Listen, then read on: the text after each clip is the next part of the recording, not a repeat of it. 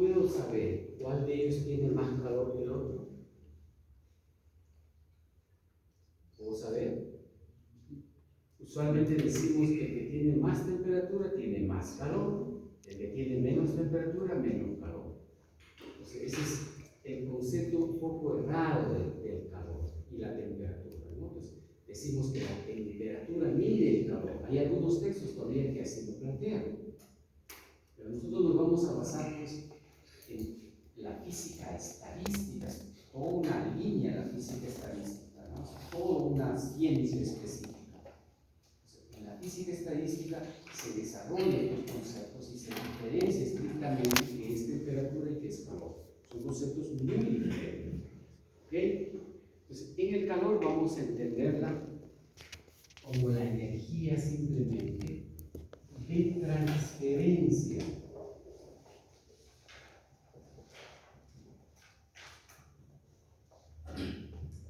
entre cuerpos en contacto térmico de diferente temperatura. Se dice contacto térmico a esa condición en que los cuerpos están interactuando térmicamente. No es el contacto térmico físico siempre, necesariamente.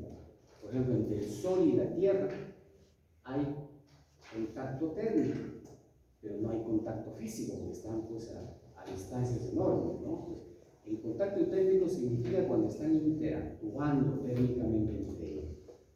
Entonces, ¿qué significa eso? Si tenemos dos cuerpos en contacto térmico, decimos así, puede ser contacto físico o no, uno que tenga menor temperatura y el otro que tenga mayor temperatura. Entonces, la temperatura ya me está relacionando ¿qué cosa? ¿Qué me relaciona la temperatura? ¿Qué me relaciona la temperatura? La energía cinética. ¿Cuál de estos dos tendrá mayor energía cinética media? Este tendrá una energía cinética media mayor que esta de acá. Es decir, el valor medio, la energía cinética de la vibración, del movimiento térmico de las partículas de este cuerpo son más energéticos, diría, que este de acá. Acá son menos energéticos, acá son más energéticos. ¿Ok?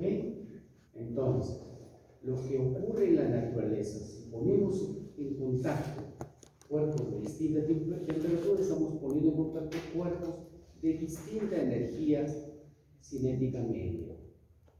Uno más energético que el otro. ¿Y qué ocurre en la naturaleza? Cuando se interactúan dos cuerpos en esas condiciones, usualmente, generalmente, la naturaleza dispone el más energético, cede su energía al menos energético, ¿no? Ese tránsito de energía del uno al otro es lo que le llamamos calor y lo simbolizamos por Q. O sea, calor es energía en tránsito, no es energía acumulada. Es la energía que se transfiere de un cuerpo a otro. Y acá ya, jóvenes, podemos encontrar una diferencia entre temperatura y calor. La temperatura se refiere a un cuerpo. La temperatura de este cuerpo es 100, la temperatura de este otro es 10, la temperatura media del cuerpo humano 37, la temperatura media de la Tierra 14 grados, la temperatura media de la Tierra. Entonces, digo, temperatura de un cuerpo, de otro, del otro. Pero en el calor no puedo hablar calor de un cuerpo, sino tiene que haber mínimamente ¿qué? Dos cuerpos. Entonces, el calor se da en la interacción mínimamente de dos cuerpos. La temperatura sí está relacionada a un estado. Si quiero ser un poco más técnico, la temperatura establece la condición de un estado. En cambio, el calor relaciona dos estados distintos. ¿Okay? Dos cuerpos distintos, por decir eso. Ese proceso de intercambio de temperatura, ¿hasta qué condición se da? Hasta que se equilibren. Hasta que se equilibren. Entonces, encontramos acá, este proceso se va a dar, ¿y cuándo será el equilibrio térmico? cuando las temperaturas son iguales. Por lo tanto, sus energías cinéticas medias Iguales. también iguales. Y hay calor acá, ya no hay flujo de energía. Calor cero. ¿No? Flujo, ya no hay flujo de energía. A esta condición, recordamos, le llamamos equilibrio térmico. Y esto también en la naturaleza es bastante similar, ¿no? En la naturaleza, el Sol está a una temperatura distinta a la Tierra, los planetas, los astros están a distintas temperaturas. Entonces, lo que se está dando en la naturaleza es un conjunto continuo de intercambios de energía. El Sol está perdiendo, la Tierra está ganando, las otras estrellas van cediendo, otras van ganando. Es una interacción, intercambios de energía. ¿Y hasta qué condición habrá ello? ¿Hasta ¿Qué que? condición intercambiarán la energía todas las componentes del universo? Hasta que se equilibre. Hasta que se equilibre. ¿Y qué pasará si pudiera darse esta posibilidad? Que en el universo todo sea equilibrado. No habría quien transfiera energía ni quien pueda absorber esa energía. Inerte. A esa condición los físicos le han llamado muerte térmica del universo. Porque solo cuando hay intercambio de energía hay todos estos procesos de cambio. La vida misma es un proceso de cambio, ¿no? No habría viento, no habría nada. O sea, hasta los vientos son parte de un proceso de intercambio de energía. Entonces, toda esa dinamicidad de la naturaleza ya no se daría si es que se equilibrara todo el universo. Por eso le han llamado a esa condición, si pudiera existir, le han llamado, sería la muerte térmica del universo. ¿Ok? Entonces, a partir de este concepto, rápidamente nos damos cuenta, jóvenes, de que, véase, lo que va a ocurrir en la naturaleza, o sea, lo que ocurre en la naturaleza, es que hay cuerpos de distinta temperatura, de distinta energía cinética media. Y al interactuar, hay alguien que cede y otro que da. Nada más. No hay otra condición. No hay, por eso pues decía esa idea del frío. ¿Qué es el frío? El frío es una sola sensación del cuerpo humano o de los seres vivientes. Pero lo que ocurre en la naturaleza solo es que alguien cede, alguien recepciona. No hay otra cosa en la naturaleza. ¿Cuándo sentiremos esa sensación de frío? ¿No? Vamos a ponernos que aquí tengo una manito que va a tocar, por ejemplo, un trozo de hielo, ¿no? Sentimos esa sensación de frío cuando toco el hielo, por ejemplo. Entonces, si analizamos la temperatura del hielo en general, debe ser ¿cuánto más o menos? Cero, puede ser menos de cero incluso, ¿no? Pero usualmente 0 grados. Y la mano estará a 37 grados centígrados promedio, ¿no? Promedio. Digamos así. ¿Qué pasa ahí? Hay cuerpos que están con diferente temperatura. Y si hay diferencia de temperatura, tienen que intercambiar energía térmica. ¿De quién a quién? De la mano. De la mano habrá pues calor, energía que se transfiere al hielo. ¿Qué está pasando con el cuerpo humano? ¿Está ganando, está perdiendo energía? Pierde. Está perdiendo energía. Pues esa sensación de frío es respuesta a la pérdida de energía del cuerpo. O sea, cada vez que perdamos energía o perdemos energía, sentimos esa sensación de frío.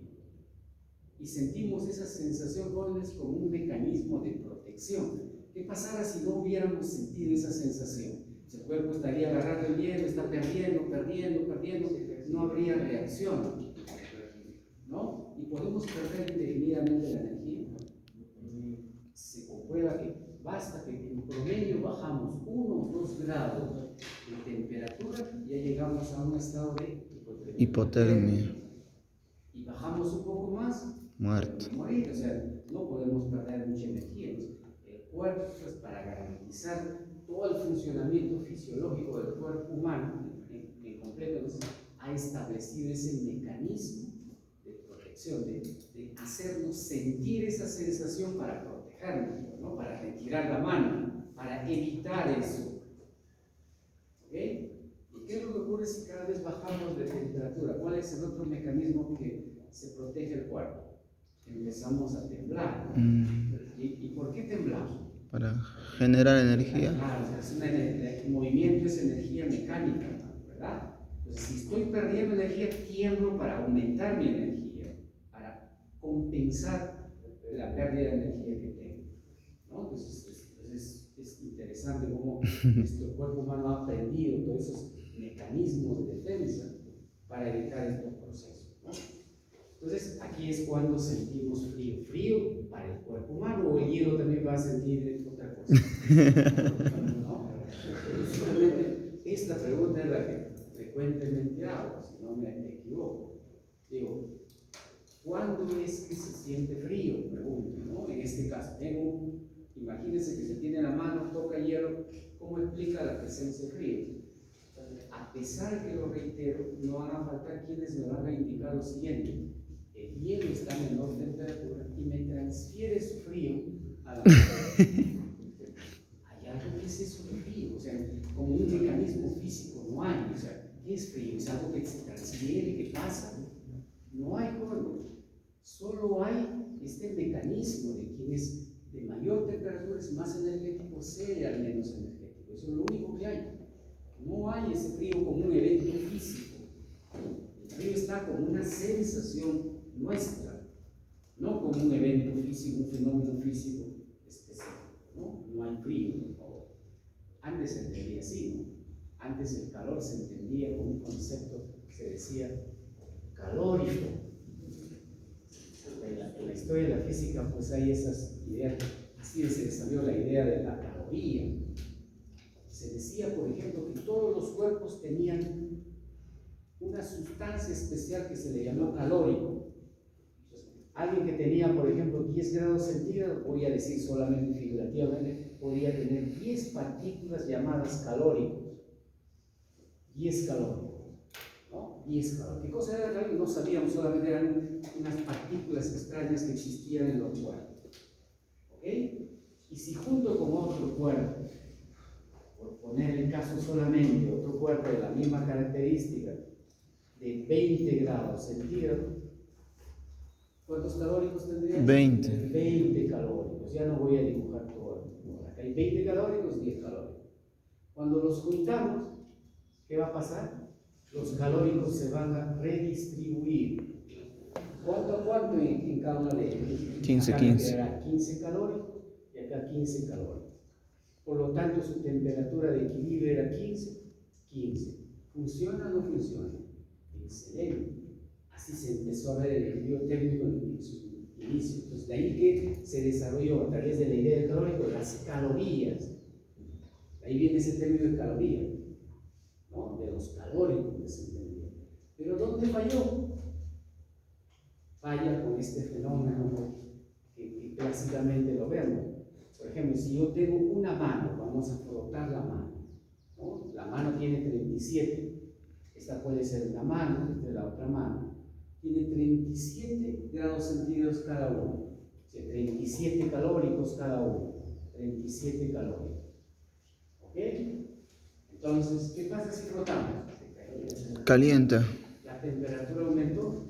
¿Y de dónde salieron esos calóricos? Porque ya puede aumentar a 40 grados, a 40 grados. ¿De dónde salieron los calóricos?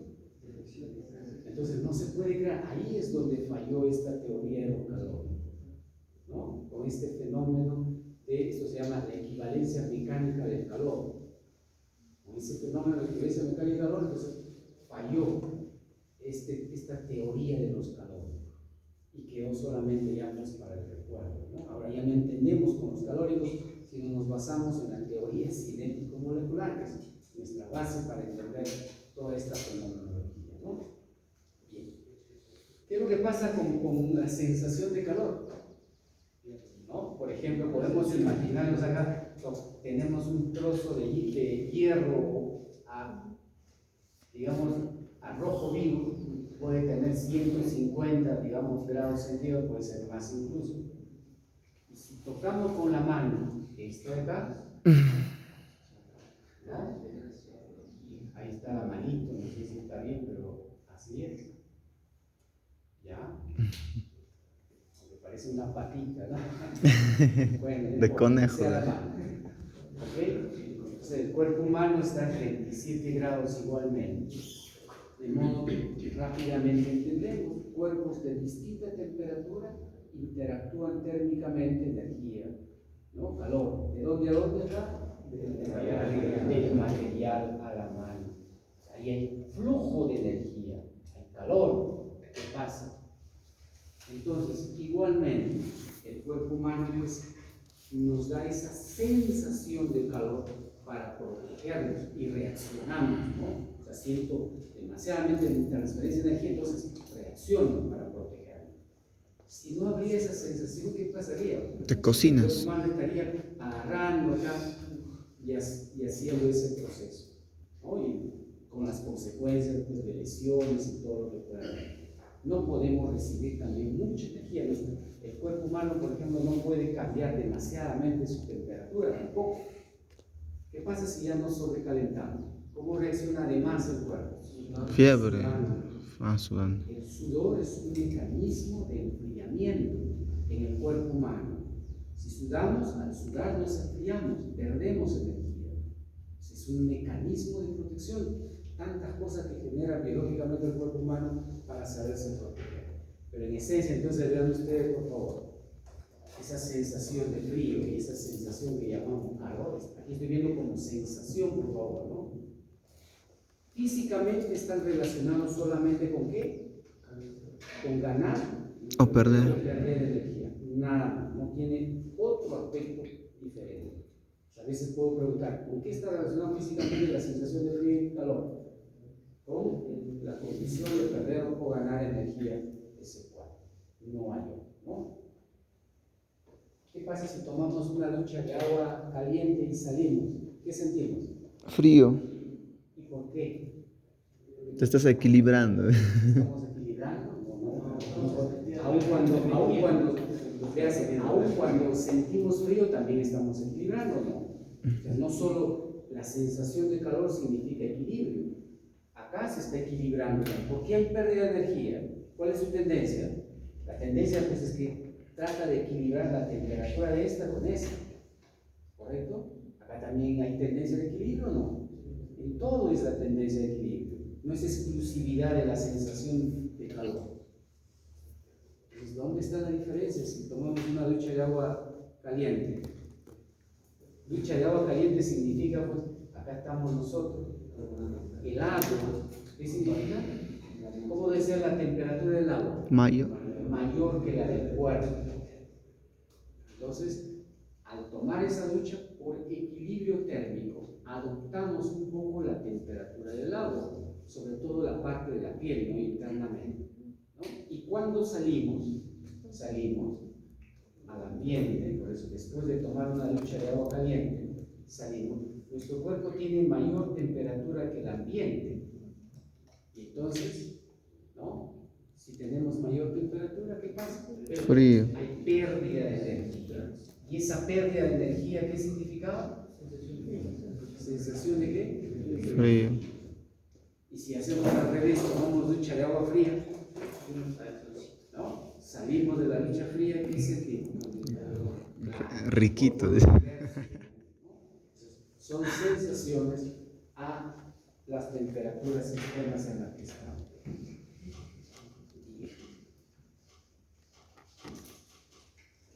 Para evaluar este tema de calor, definimos siempre ciertos parámetros que nos caracterizan algunas condiciones, ¿no? Por ejemplo, vamos a ver acá el calor específico.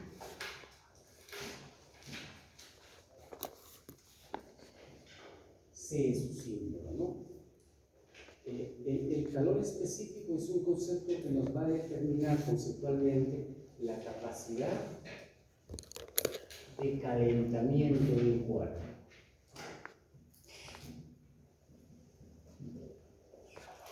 Todos los cuerpos se calientan por igual jóvenes. Si podemos asumir, por ejemplo, colocarlos al sol, expuestos al sol, todos los cuerpos se calientan igual en un determinado tiempo. No. Unos lo hacen con mayor facilidad y otros lo hacen muy lentamente. ¿Y quién determina esa capacidad de calentamiento, o cómo puedo caracterizar esa capacidad de calentamiento, definiendo este concepto que se llama calor específico. Cuando veo este concepto de calor específico, a través de ella puedo saber su capacidad de calentamiento. Para eso definimos ellos. ¿Y quiénes tienen más capacidad de calentamiento? Los metales. Los sólidos en general, los metales. Metales. ¿No? Los metales tienen mayor capacidad de calentamiento que la mayoría de los sólidos, ¿no? Entonces, esta capacidad de calentamiento se define, por favor, se define como la cantidad de calor necesario por unidad de masa para incrementar su temperatura en una unidad determinada, ¿no? Cantidad de calor por unidad de masa para incrementar su temperatura en una unidad determinada. Por ejemplo, el caso del agua, el calor específico del agua líquida, porque el agua puede estar en el estado gaseoso y en el estado de vapor. El agua líquida es una caloría, grados centígrados. ¿Qué significa esto? Si yo tengo, por ejemplo, acá un gramo de agua, este puede estar a una temperatura de 16 grados centígrados, ¿no? En un gramo de agua, 16 grados centígrados. ¿Qué energía necesito para incrementar su temperatura de 16 a 17? Estoy cambiando un grado, ¿no? Estoy cambiando un grado. Entonces, la energía que se necesita para que este gramo cambie su temperatura en una unidad se denomina calor. Una caloría. Esa es la caloría. Esa es la caloría. ¿Qué es la caloría? Ahora ya definimos así. La caloría es la cantidad de energía que debe suministrarse a un cuerpo para incrementar su temperatura, a un cuerpo de un gramo para incrementar su temperatura en una unidad. Entonces, ese es el valor que corresponde al agua. El que más recuerdo yo acá es el calor específico, por ejemplo, del cobre, 0,093 calorías, grados centígrados. ¿Qué significa para el cobre? Para que un trocito de cobre, ¿no?, de un gramo también, incremente su temperatura en una unidad, ¿cuántas calorías tengo que dar? 0,093. Entonces, ¿qué significa eso?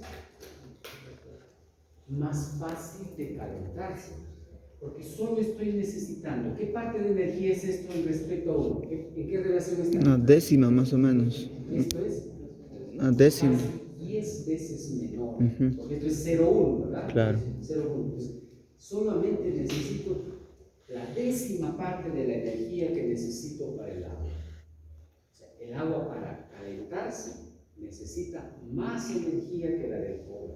Debo pensar así. 10 veces más energía para calentar su temperatura en el mismo orden del oro. Por eso es que si colocamos pues, un trozo metálico al sol y agua, quiero que vemos quién cambia de temperatura más rápidamente. Metal. El metal. Pero tanto así, cuando hablo de calentamiento, también nos referimos a enfriamiento. Porque calentamiento y enfriamiento son procesos contrarios. Así como el cobre tiene mayor capacidad de calentarse, si sacamos a la sombra, ¿qué pasa? Enfría. Se enfría más rápidamente. Entonces, aquel que se calienta rápidamente también tiene la condición de enfriarse rápidamente. Entonces, a través del calor específico puedo saber eso, ¿no? Entonces, si yo tengo distintos cuerpos de distintos calor, puedo decir, tengo un cuerpo A, tengo un cuerpo B. La capacidad específica de A es menor a la capacidad específica de B. Entonces yo puedo preguntar, ¿qué cuerpo es el que se calienta más rápidamente? ¿A o B? A. ¿El que tiene menos calor específico o el que tiene más calor específico? ¿Quién se calienta más rápido? Menos calor específico. ¿Quién se calienta Que más tiene rápido? menos calor específico. Claro, el que tiene menos porque necesita menos energía para hacer un proceso equivalente. ¿Quién se enfría más rápido? El mismo. El mismo. Se enfría y se calienta más rápidamente. El calor específico es decir, parámetro que me va a dar información de esa condición. ¿Okay? Y a partir de acá, pues siempre acá justo aparece este término del equivalente mecánico del calor. Pues, antes decía que el calor se medía en calorías. Pues surge, conforme ya he mencionado muy rápidamente, a partir de esa teoría de los calóricos que en un momento el hombre ha desarrollado para explicar estos fenómenos térmicos. Ahora, ya una vez que esa unidad se ha desarrollado, ahora haríamos su equivalente mecánico. La energía actualmente, ¿qué medimos? En Joule. Por eso dice equivalente mecánico de calor. Una caloría es equivalente a 4,182, 83 o 4.2, algunos autores ponen así, o 4.2 Joule.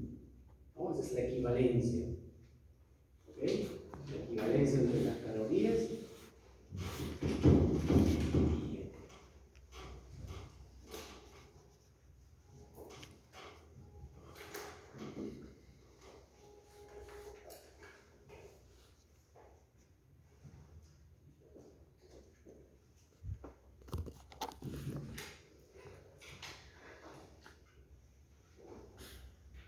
El otro parámetro que necesitamos desarrollar para comprender procesos de cambio de estado esencialmente es el calor latente. En la naturaleza encontramos los cuerpos en distintos estados de agregación o estados de la materia, es decir, ¿cuáles son esos estados? 5. Sólido, Líquido, gaseoso. y gaseoso. Esos procesos de cambio de estado, en la mayoría de ellas, será siempre a una temperatura definida. ¿Okay? No será cualquier temperatura para determinadas condiciones de presión del aire. ¿Correcto? Entonces, rápidamente voy a recordar los estados de la materia, los estados de agregación. Así se le llama, ¿no? Estados de agregación de la materia. Tenemos entonces sólido, líquido y gas. ¿Cómo se llama el proceso de cambio de estado de sólido a líquido? Fusión. Fusión. Fusión. El proceso de cambio de estado de líquido a gas. Evaporación. ¿Cómo se llama? Gasificación, evaporación. Gasificación. Evaporación. Evaporación. Vaporización. ¿Ok? Se llama vaporización, por favor. La ebullición o evaporación es otra cosa. Acá es la vaporización. El proceso inverso. Licuación. No, condensación. La licuación es un proceso de condensación, pero especial, específico. Por eso no es el nombre general, es algo particular, como la evaporación y ebullición son procesos de vaporización. O sea, acá en vaporización tengo la ebullición o evaporación y la ebullición. Son ambos dos procesos de vaporización, pero son cosas específicas y particulares. En cambio, la vaporización es el nombre general, por eso son cosas distintas. Igual acá, ¿no? Condensación, tengo varias formas o procesos de hacer la condensación. La licuación es una de ellas, pero son condiciones o procesos específicos. De acá, ¿cómo se llama? Solidificación, ¿no? ¿Y cómo se llama el proceso puede ir de sólido a gas? Sublimación. Y de gas a sólido, sublimación regresiva, ¿no? Entonces, debe ser un proceso ya indicado. Si algo hay que referirnos, por ejemplo, a la diferencia entre ebullición y evaporación, es lo siguiente. En el caso del agua, por ejemplo, la evaporación es un proceso de cambio de estado de líquido a gas a cualquier temperatura. Esa es la diferencia entre la evaporación y ebullición. evaporación se da a cualquier temperatura. La ebullición se da a una temperatura determinada, ¿no? Si dejamos, por ejemplo, un vaso de agua ahí, un vaso de agua, a pesar que esta puede estar a 10 grados centígrados, tiene sus partículas evaporándose, no las vemos. Al cabo, aunque sea de un año, vamos a encontrar que ese vaso que tenía cierto volumen de líquido, después Ya no hay. líquido. ¿Qué pasó con él? Se ha secado. Se evaporó, ¿no? Eso es evaporación. ¿Ok? Eso es evaporación. O sea, la evaporación es un proceso de cambio de estado, ¿no? A cualquier temperatura. Incluso a 0 grados se evapora el agua. ¿Ok? A cualquier temperatura, pero es un proceso muy lento. La diferencia es lento, pero se da a cualquier temperatura. De eso aprovechamos pues para secar la ropa, ¿no? De noche podemos dejar tendido la ropa. Tendido significa ¿qué cosa? Extendido. La dejamos la ropa y ¿qué pasa luego? Se seca. A pesar que las temperaturas pueden ser ahí 10 grados, 2 grados, 3 grados, pero el agua se está evaporando. El agua de la ropa tendida se está evaporando. Y depende también de qué, la capacidad de evaporación del área. ¿No? Más, por eso extendemos la ropa, tendemos la ropa. ¿Qué pasa si la dejan así la ropa? En la lavadora. Se pudre. Entonces, su capacidad de secarse en relación a esta como la evaporación. ¿Con qué tiene que ver? Justo lo que decíamos ahora. La temperatura está relacionada estadísticamente a que hay moléculas que se mueven lentamente y hay moléculas que se mueven rápidamente.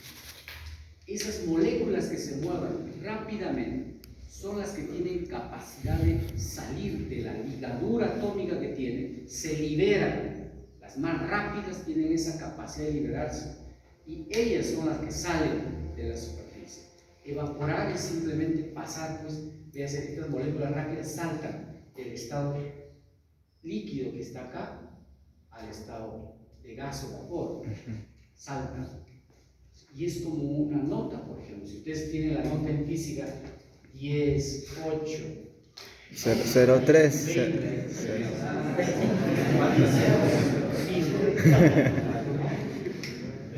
más o menos, ¿cuánto sería el promedio? 11. Voy a poner para facilitar. 3. La verdadera nota es. ¿Cuánto sería el promedio? ¿Cuánto sería el promedio? El promedio 10. La temperatura, recuérdense, me está indicando más o menos el valor medio también.